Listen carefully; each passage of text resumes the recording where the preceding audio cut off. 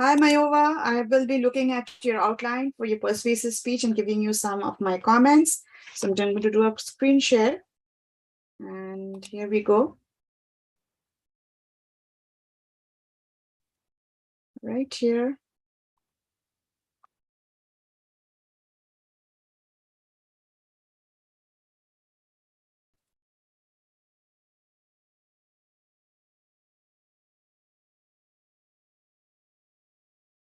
All right, racial disparities. It's about 5 pages. All right. So I'm going to just quickly read it. Did you know that throughout the nation, Black people are more likely to be charged and put behind bars than the general population of United States? There's no question that there have been problems.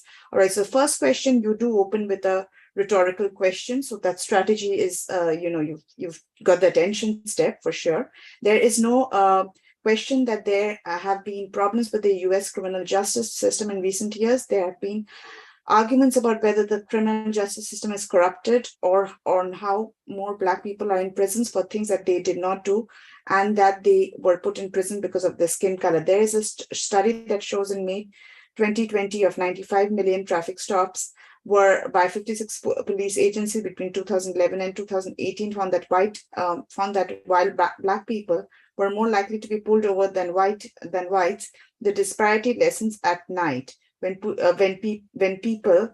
police are less able to distinguish the race of the driver. It shows why the criminal justice is corrupted because more of Black people are being pulled over on the basis of the color of the skin rather than what they did to be pulled over. All right. So you are provide. Let me just say this, that you do begin with a rhetorical question. You are getting to the topic, as I understand, is directly getting to the topic. You're giving us a lot of startling statistics, which is one of the strategies to get the audience to create a bond with the audience through your statistics, through kind of making the audience feel a sense of caution, a sense of alertness, a sense of fear about what's going on. So yeah, I think you've done that through. I think primarily you've used a rhetorical question and a startling statistic. Okay, now let me look at the need part.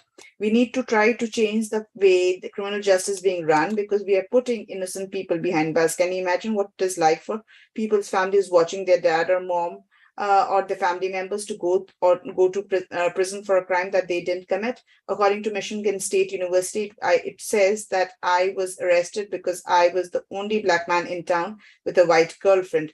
I was picked out of lineup because white people mistake one Black man for another all the time. I was convicted by an all-white jury that I wouldn't be, and that wouldn't believe me. People don't want to admit it, but racism still exists in our country, especially our criminal justice system. This quote is from a man who spent the last 20 years in prison for sexual assault, which he didn't commit, and his name is Marvin Anderson. As you can see, just because he was the only Black man in his town with a white girlfriend, they persecuted him for being in a consensual relationship with his girlfriend that they called or termed it as sexual assault. And the way he was convicted by an all-white jury shows that the jury wasn't going to listen to him, and he probably knows himself that he is already condemned. Here is another man who was wrongly put to prison for a murder he didn't commit. Growing up in South Central Los Angeles, we know that the police could pick us up for something that we didn't do and send us to prison. This quote is from Obi Johnson, and this, of course, and this shows that most police officers care about you being Black rather than you're guilty or not. When they go to court, they have no way of convincing the jury because it is a Black man's word against a police officer. Who do you think they would believe? As you can see, right, this is your visualization, satisfaction satisfaction right now.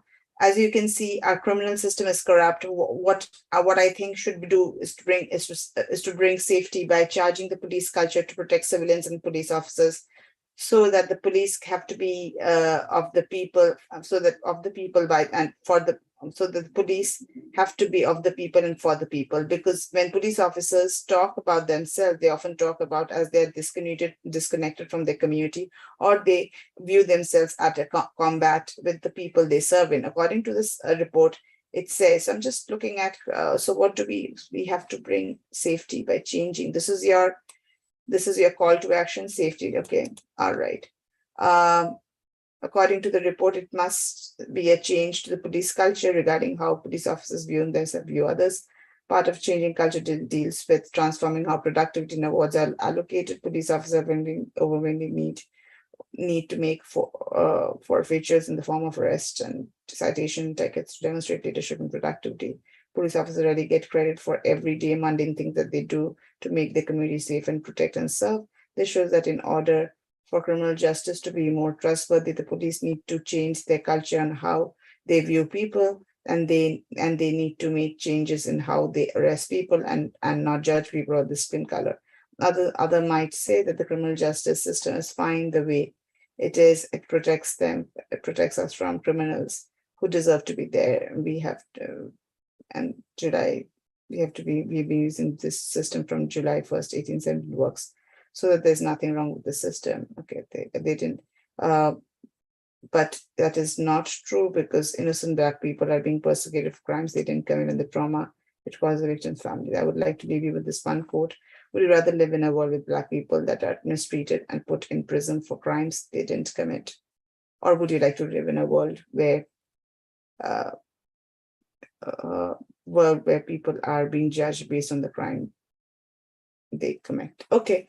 All right, Mayova, this is a few things that I want to say. That yes, yes, racial disparities, you do talk about that, and your introduction is, you've talked about, you've raised concern, you've given us how many in 2020, 95 million traffic stops by 56. So you've kind of given us the number. Remember, that's a lot of numbers to remember. So when you should be very well versed with your speech to know that the numbers, and then really feel the numbers and then present it. Okay.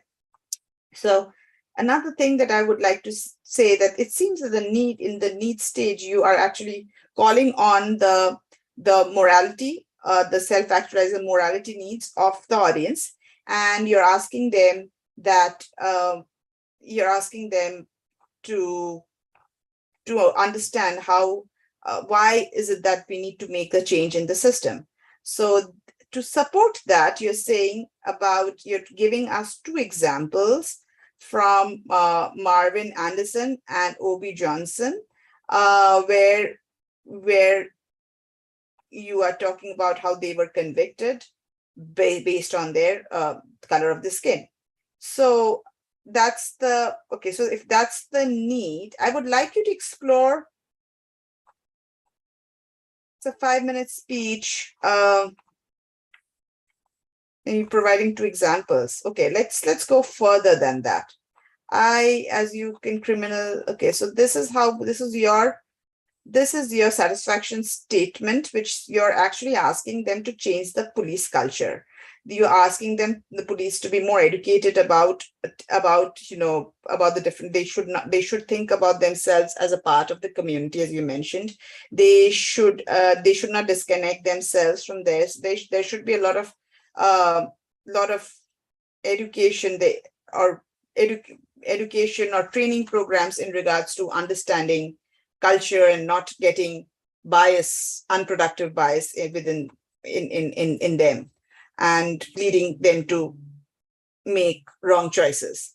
So I do see this, that in order to be most trustworthy, if you could show in visualization, this is what I'm going to tell you. Okay, so I would like you to kind of cut down some of the details here in this section, page 2, and then since you are emphasizing that the police culture needs to be changed, can you do some research on some of the effective ways of training programs where police culture, where there was an attempt to change the culture in some programs all over the country? Just you have to do some research and see and how that has led to lesser forms, or that has led to less discrimination. And because that's going to be a visualization of positive things that will happen if police culture is changed. And you have to do a little bit of research into how do you think that's going to change. Perhaps some training programs, perhaps increasing, trying to encourage a lot of police officers who are Black, perhaps getting some training program, as I mentioned, training programs that will talk about culture and talk about how sometimes we have have biases, and sometimes that kind of leads us to make decisions, and how do we biases in an unproductive way, but and how do we manage that, and how do we kind of make the right choice without getting race into the picture. So I'm sure you'll find some tools, training tools that have been implemented in police stations. So you have to do a little bit of research and then show us that how, when that has been done, this is overall has a good impact on the community. So talk about that. I would say positive strategies, and then also then this is a nice conclusion when you're actually ending with a rhetorical question. But I would actually ask you to think about some implementation program, a more concrete action step that you think that they need to take. What do you think? Yeah, of course, sure, the thought is there, but in terms of real concrete things that you can do, maybe sign a petition about implementing 5, maybe programs in school regarding diversity and inclusion, regarding, or maybe including creating, even within your Naperville community, or having some police officers come and maybe attend a session on diversity and inclusion. Something concrete has to be done. So I need that. You need to explore that. I'm kind of gave you a few directions there, but I would like you to really do some research. This is what I'm going to tell you, that this speech is right now, the speech has heart. You've worked hard on it, okay? The speech, the length of the speech, just try to, and I'm not very sure whether you'll be able to finish it in 5 minutes. If it's this, I think you'll go over 5 minutes. So as long as you are able to fit in 5 minutes, that's fine. I would like you to kind of, as I told you, I'm just summarizing this. I would like you to make this a little short. The first,